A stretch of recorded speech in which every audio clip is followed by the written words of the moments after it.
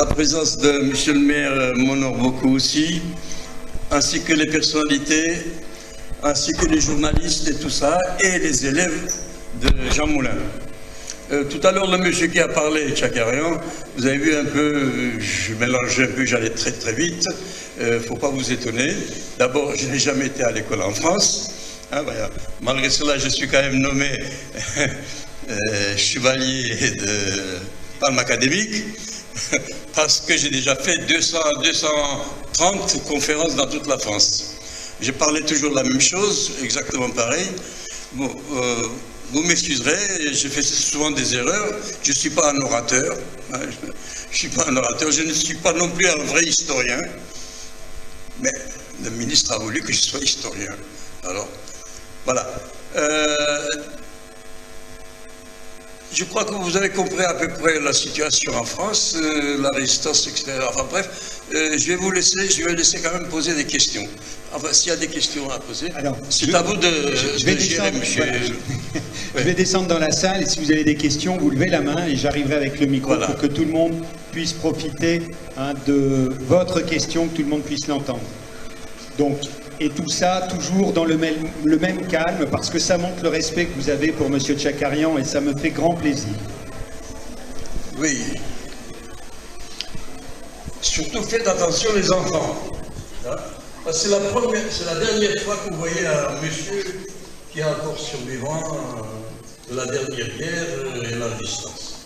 Alors regardez bien et vous écouterez un peu ce que je vous dis et retenez bien. Hein? D'abord, la première chose que je dis, pour les enfants, pas de drogue, pas d'alcool, pas de cigarette, un peu de sport, et bien vous arriverez à mon âge. Sinon, vous êtes petits.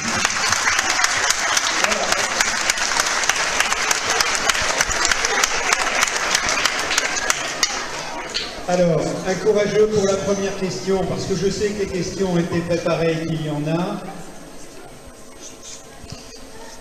Vous pouvez poser n'importe quelle question, même que ça me déplaise, ça n'a pas d'importance. Vous pouvez dire si j'ai dit des choses qui ne sont pas vraies. Vous pouvez poser des questions aux journalistes. Il y a des historiens parmi vous. Voilà. Je voudrais... J'entends pas. Comme ça, c'est bon. Ah. Je voudrais savoir comment en fait vous avez fait pour réussir à survivre. Comment vous avez fait pour réussir à survivre? Enfin, comment ça s'est passé en fait? Non mais... plus près. Comme ça, c'est bon. Non, j'entends mal. Ah oui, monsieur, il est pas fort. Le dernier mot, je n'ai pas compris. Comme ça. Comme ça, c'est bon. Ouais. Comment vous avez fait pour survivre en fait? Survivre. Ah, pourquoi? Comment j'ai fait? Vous savez, c'est très difficile à vous expliquer ça. Voilà.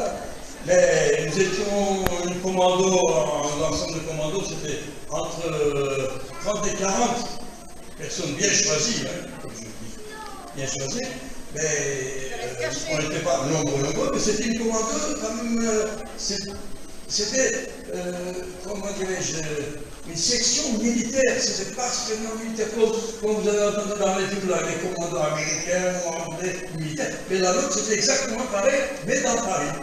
Voilà. Maintenant, comment j'ai fait? Parce que vous savez qu'on est devenus aussi, on est un peu assez malins. On distinguait facilement le policier et puis les gens simples. Alors on était habitués. Vous savez, quand vous êtes pour chasser, quand on sait que si on vous arrête, on vous fusille de suite. Ah, 2-3 jours après avoir bien torturé. Alors, on sait tout ça. Alors, on fait attention. On ne se retourne pas comme ça pour regarder si c'est avec l'œil qui tourne jusqu'à derrière. Et on s'habitue que, voilà, surtout les policiers français un peu de Vichy, ils avaient un peu des gabardines un peu beiges, on distinguait encore beaucoup mieux. Mais après, on faisait attention. Attention, il y a eu une pénétration de la part que tout à l'heure dans le film, vous l'avez entendu, pénétration, vous ne pouvez rien faire. Bon, c'est lui qui nous a dénoncé, il ne pouvait pas dénoncer différemment, il dit simplement, Je m'appelle Charles. Charles. Et puis, c'est pas tout à fait une dénonciation. Voilà, je vais vous dire pourquoi. Si un de mes camarades était arrêté, il aurait été torturé. Il ne pouvait pas dire que je connais Charles. Parce qu'il ne me connaît pas. Il connaît que mon nom seulement, il avait pour le visage. On a été peut-être jeter une école par-ci par-là avec lui, mais il ne sait pas autre chose. Donc il ne peut pas me dénoncer. Moi non plus, je ne peux pas le dénoncer parce que je ne le connais pas. Je ne savais pas si tu étais français ou espagnol, je ne sais pas. On ne se connaissait pas entre nous. C'était quelque chose, on avait une attitude. Et défendons, voilà.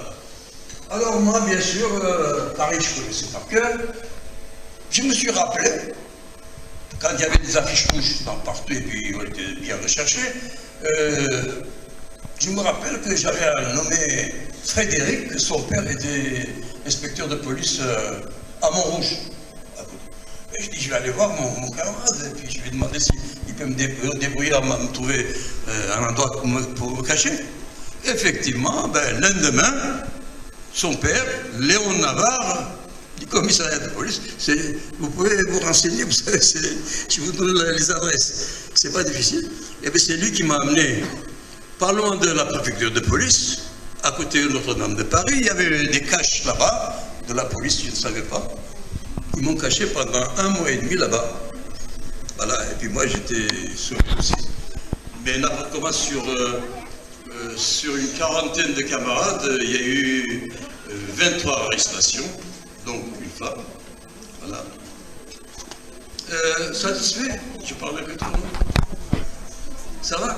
Bon. Voilà. Une autre question ici, tout au fond, monsieur Tchakarian. Comment? Une autre question ici. Oui, j'écoute. Bonjour, je suis Gauthier Lefebvre. Je voudrais vous demander si vous avez déjà été dans un camp de concentration. Si j'étais au camp de concentration? Exactement. Bon. Ah mais ça, on me demande partout pourquoi j'étais pas sur l'affiche. Si j'étais arrêté, vous savez, ne me pardonnez pas, on ne m'envoie pas au camp de concentration. On me torture comme il faut, jour et nuit, pendant plusieurs jours. Et puis après, ben, on nous amène au Mont-Valérien et on nous fusille, c'est tout. Alors c'est pour ça que je suis là aujourd'hui. Ils m'ont raté. Voilà, donc la question suivante. Oui.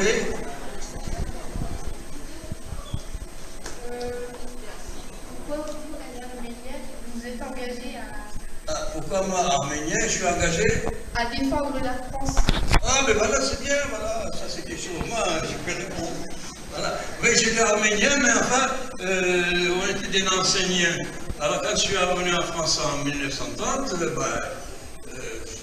j'ai connu des enfants de mon âge, 15 ans, j'avais 15 ans, et puis j'ai joué, je voyais. À la place Monge, par exemple, il y avait des gardes mobiles, etc., qui sortaient à cheval, et puis sur la place, on jouait avec les enfants des gardes mobiles. Et puis, chaque garde mobile, à 4 ou 5 heures, leur maman a apporté des casse-croûtes. Ils mangeaient. Et moi, j'avais rien parce que ça devait faire nous. On venait d'arriver. Et à la fin du compte, le petit, il a dit, mais c'est un immigré, son papa, il n'est pas riche. Ah ben, la maman du garde mobile, il est rentré dans la caserne, il m'a apporté des casse-croûtes pour moi aussi. Vous savez, tout ça, c'est sensible. Quand vous êtes enfant, vous voyez bien qu'il y a une amitié avec les gosses. Et quand on m'a appelé sur les drapeaux, mais j'étais avec des Français, j'étais toujours immigré, remarquez. Mais j'étais avec des Français, et puis j'étais au front, il y avait une fraternité formidable. Il faut dire que, vous savez, on fait des grandes fraternités sur le front quand on est devant la mort. Bon, et puis, comment voulez-vous que, par exemple, ce pays que j'aimais, ce pays que je voulais aussi étudier, même le français aussi, malgré que j'avais une instruction quand même, eh bien, je trouvais que c'était ma deuxième patrie, et c'était même ma première patrie.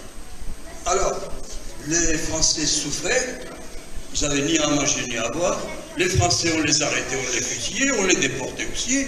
Eh bien, si le Français ne supportait pas ces conditions exigées par les nazis, eh bien moi aussi, Moi aussi. Comment par exemple, il y a des Français qui prennent l'arme, ils combattent l'Allemagne ultérieure.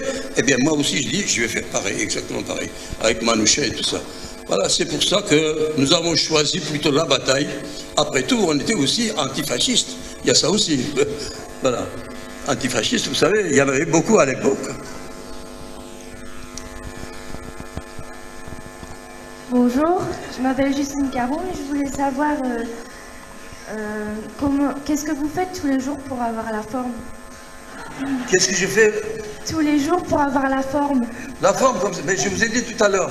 Écoutez, ne fumez pas, prenez pas de drogue, hein, voilà, pas trop d'alcool, pendant les fêtes seulement avec vos parents, pas les petits quand même, hein, voilà.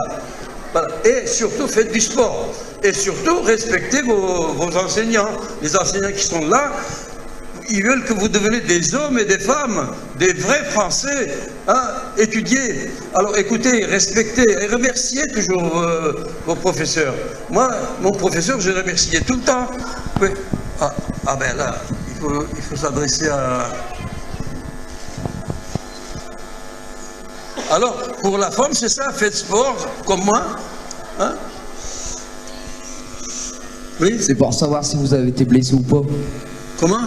Si vous avez été blessé ou pas. Blessé. Il est tombé La question est de savoir, voilà, si vous avez été blessé. Non, je n'ai pas été blessé, parce que je n'ai pas laissé le temps non plus qu'un Allemand tire sur moi. Il n'a pas réussi, j'étais peut-être plus agile, parce que j'ai quand même fait aussi service militaire, j'ai fait la guerre aussi, j'avais un peu de formation militaire aussi, alors bon,